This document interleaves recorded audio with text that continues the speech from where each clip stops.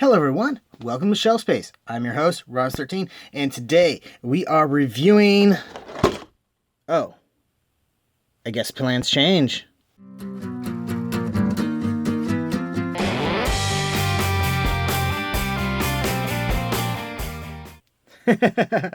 Well, like I said before, welcome to Shelf Space. I'm your host, Roz13, and today we are looking at the Transformers Ectotron. This is the Transformers Ghostbusters crossover figure that I ordered ages ago, and it finally just arrived, so I cannot wait to check it out. So first, let's take a look at the packaging, and that's one of the big things I love about this figure.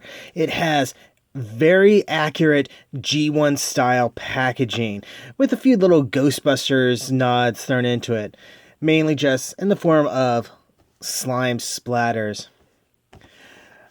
But yeah, so on the front we have a nice window that can show Ectotron in his Ecto-1 form.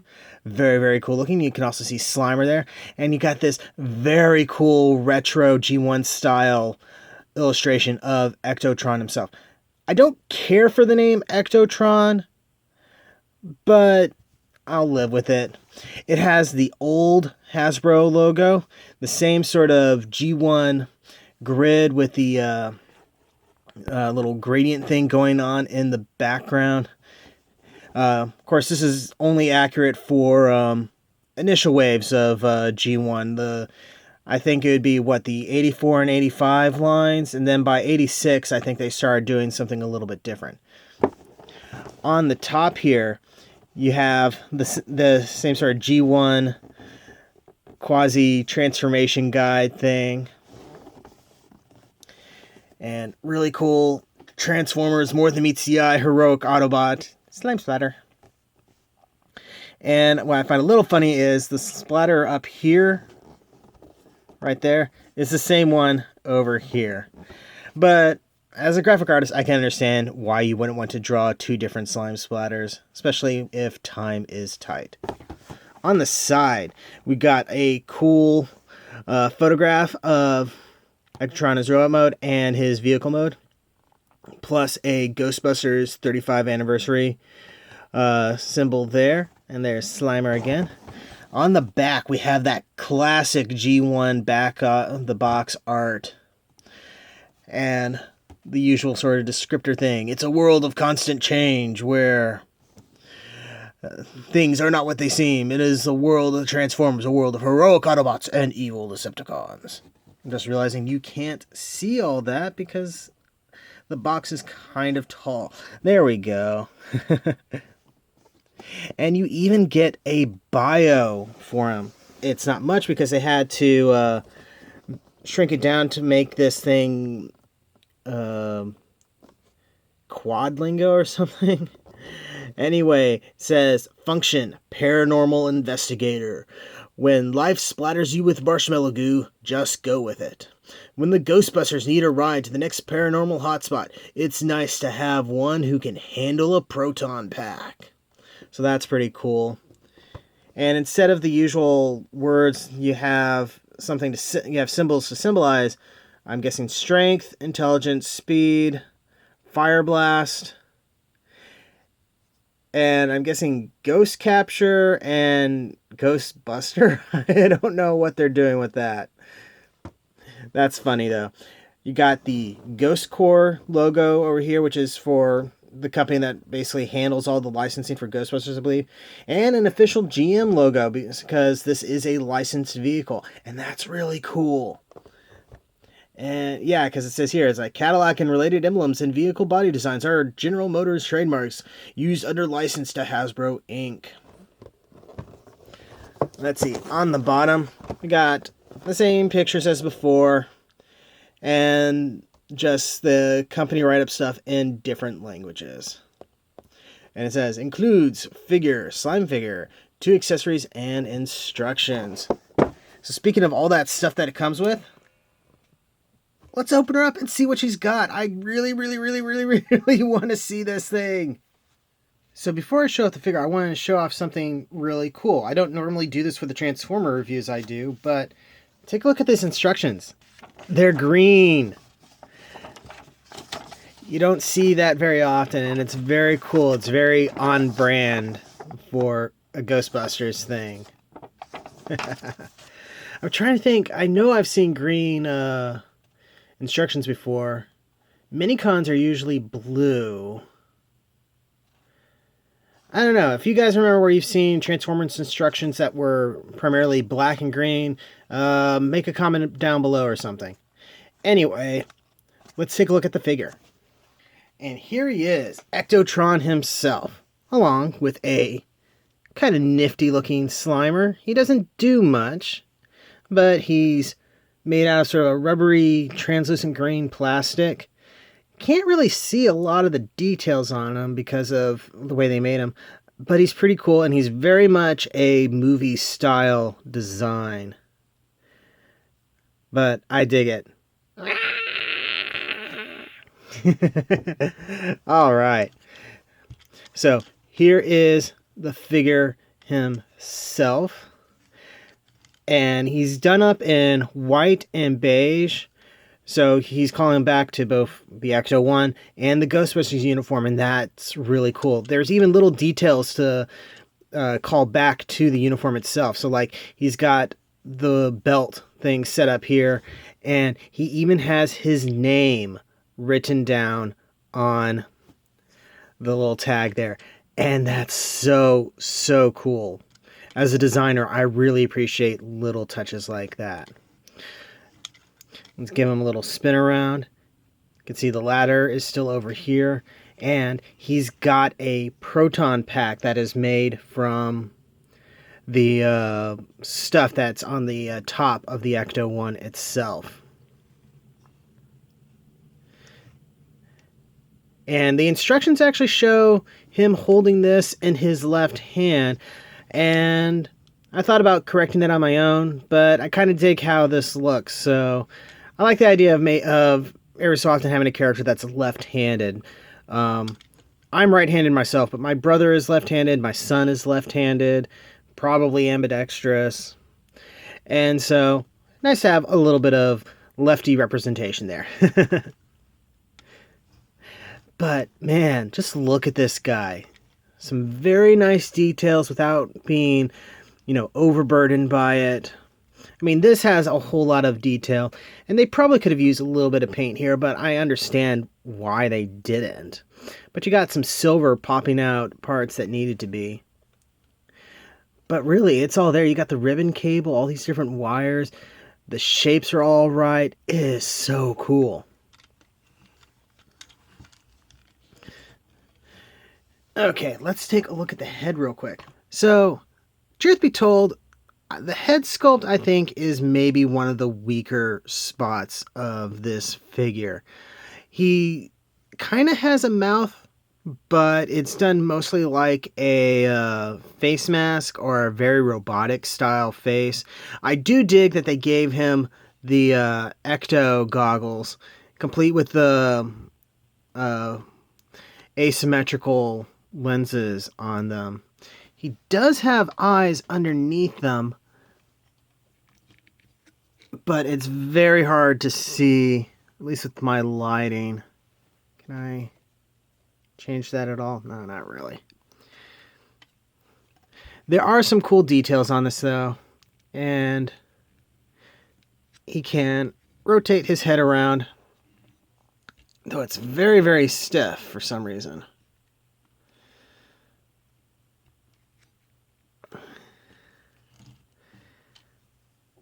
Now, let's go take a look at the rest of the figure for articulation. So, on his shoulders, he's got a joint that allows for rotation here, but the car parts will prevent him from rotating all the way around. So, that's a little bit restricted. Not too surprising for a Transformer, though. Elbows, because of a joint here for transformation, you kind of have a pseudo double elbow thing going on here. So you get fairly nice bend, all things considered. You also have some jointing that allows for rotation up like this. There is no waist joint whatsoever. You can kick up and bend the knee at basically 90 degrees. Toe can move up, and that's really just for transformation. You also have this heel spur that can go in and out.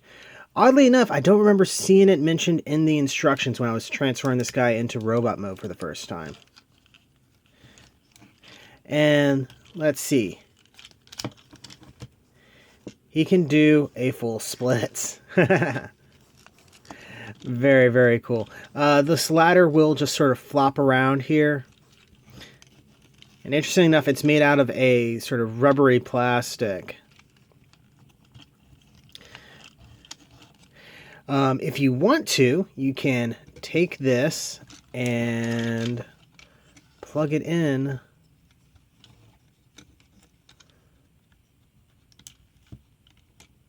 up here. Even rotate it back for Ghostbusters 2 style holstering. This cable is rubbery plastic and does not really want to stay in. Part of me wonders if maybe somebody will make a third-party thing and maybe have this part be a hard plastic as opposed to a soft. You also have a little tube here, and we'll see what that becomes when we transform this guy into vehicle mode.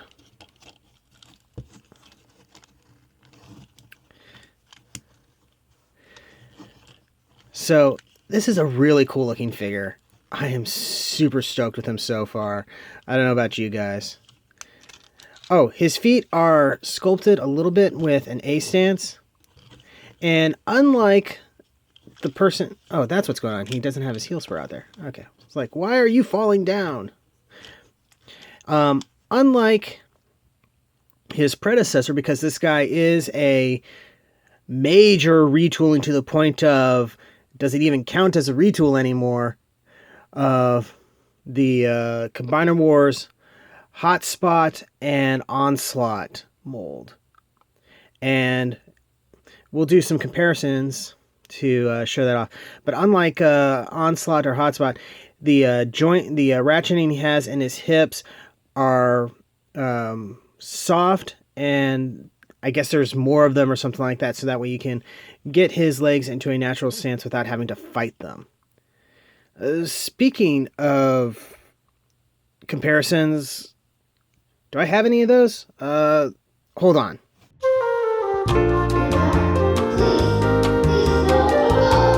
Alright, got some comparisons for you. So, let's move them aside. Let's go with the most relevant one. Onslaught. This is specifically the special G2 color version because I have a problem and it can only be satiated by Generation 2 homage figures. Anyway, this is the one that, like I said, is very relevant to this figure because they share some skeleton, basically. And by that, I mean their legs, the top part of their legs are kind of the same. Looks like part of their waist joint. Even though, like I said, this guy has much harder ratchets that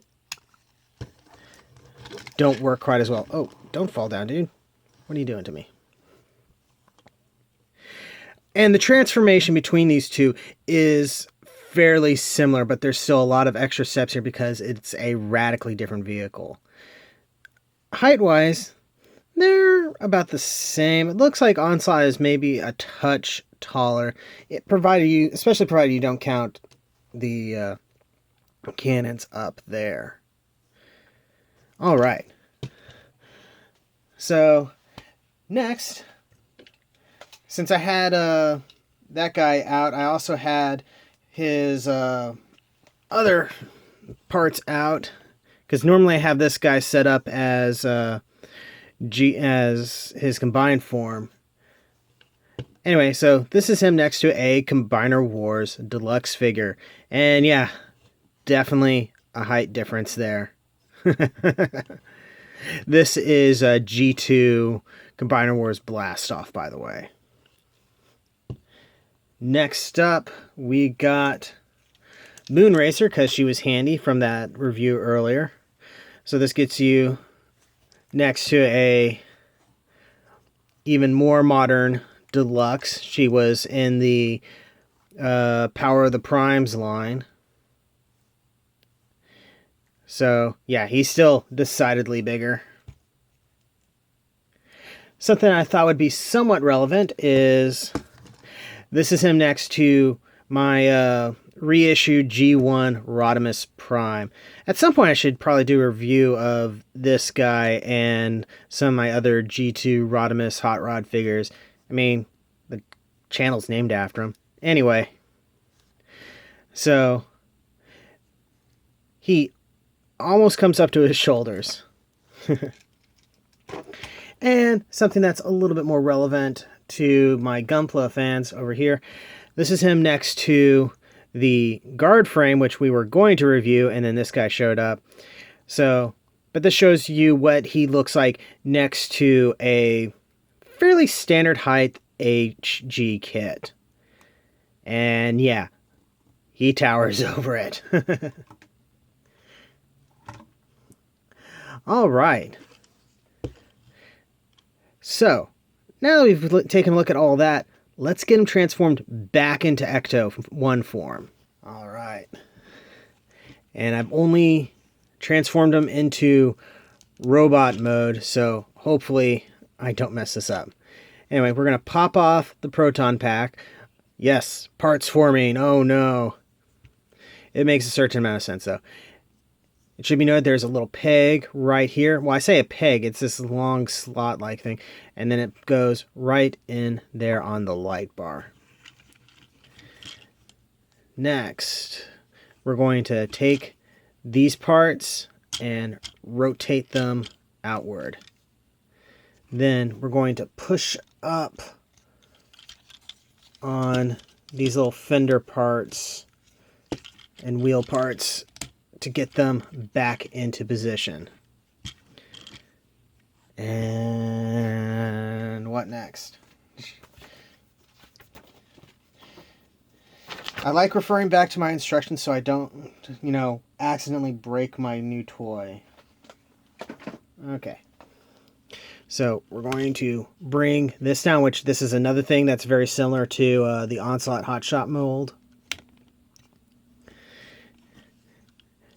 And now we're going to fold the hands up. That is something that the Onslaught Hot Shot mold did not have.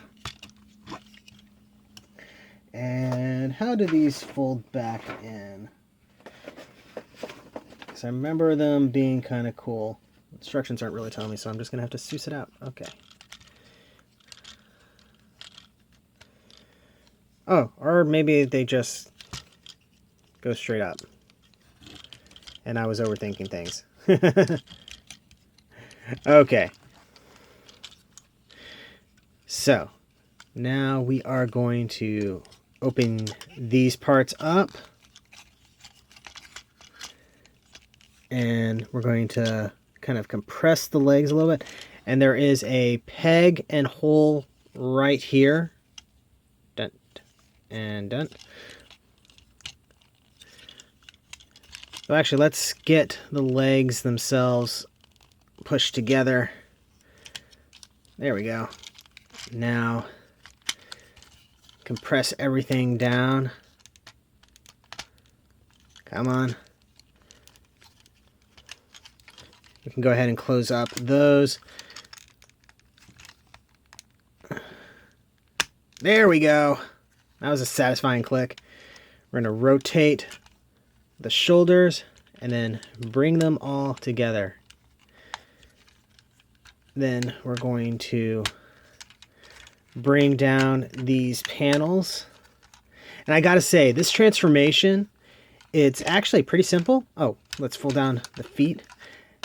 But it feels very, very satisfying, at least to me. Next. Now, this actually does transform as well. It was something I had been wondering about ever since it was revealed. We're going to actually remove this entirely. So this part flips all the way back down and underneath. And it causes this bit to flip up and this bit to flip up. And I'm pretty sure this component is going to be part of the MP10 Ghostbusters version. Okay, now the part that I'm dreading, because I'm wondering, so you kind of just, because you don't need as much of this stuff as there is. So, you know what, let's plug this in first and see if that'll work. A lot of this blue tubing gets sort of coiled up inside the vehicle mode, which I'm not entirely certain how I feel about that. I mean, I understand why it's like that. I just really worry that something bad is going to happen with this.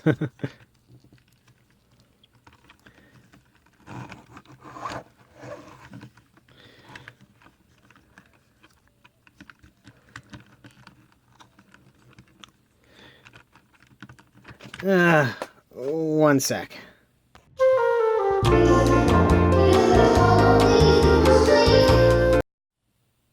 And we're back, and that took way too much time and effort. Oh my goodness.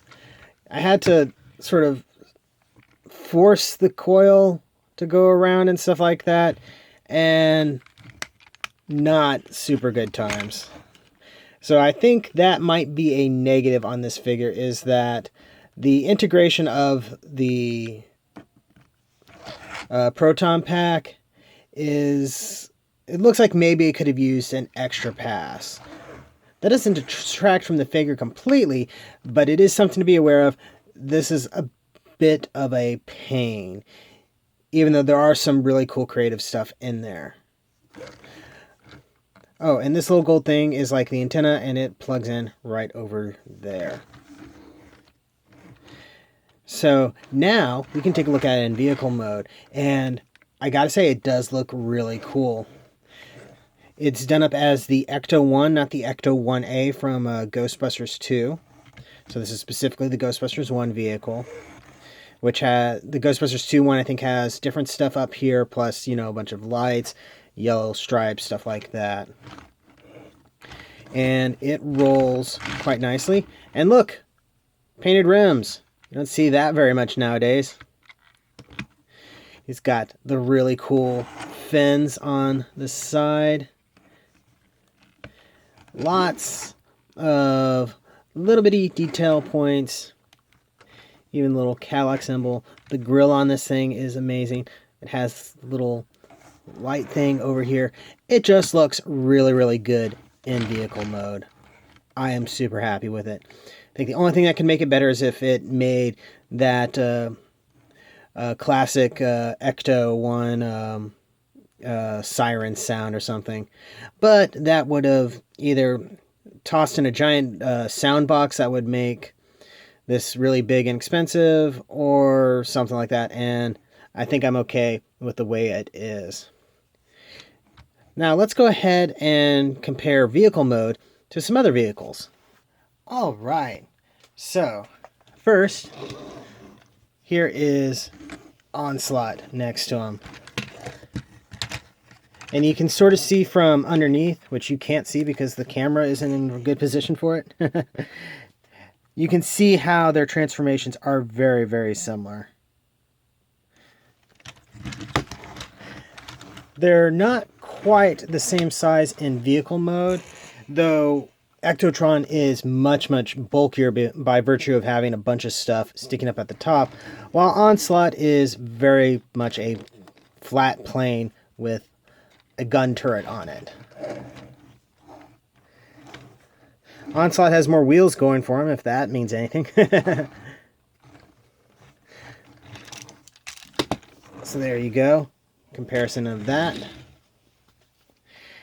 Now, since we compared him earlier, here he is next to Blastoff. So you can see a comparison to a G1 figure. I keep on doing this, but I don't have the camera set up for it nicely.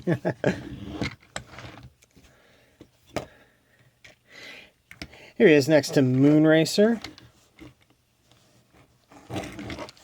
Let's do it this way. Yeah.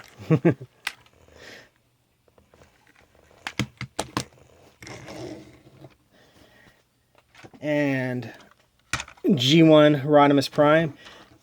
This guy actually feels somewhat comparable, though this guy feels a little bit heftier, but I think that's partly because there is some die cast in this guy.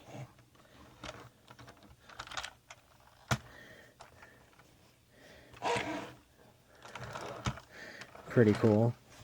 Off to the side with you, Rodimus.